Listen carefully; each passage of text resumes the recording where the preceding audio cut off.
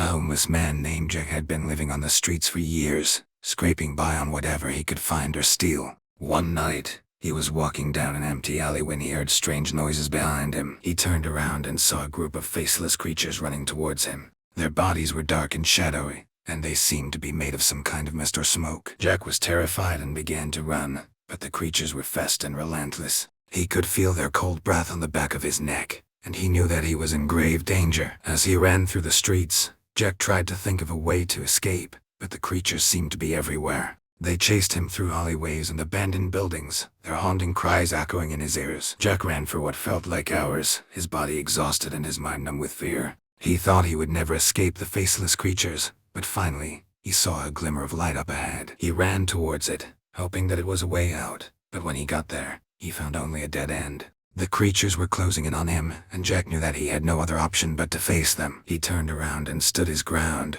ready to fight for his life. But as the creatures got closer, something strange happened. They began to dissolve into thin air, their misty bodies disappearing into nothingness. Jack was left alone, panting and bewildered. He had no idea what had just happened, but he knew that he had been saved by some unknown force. From that day on, Jack was a changed man. He knew that he had been given a second chance at life, and he vowed never to take it for granted. But he never forgot the faceless creatures that had chased him through the night, and he knew that he would never be truly free from their haunting presence.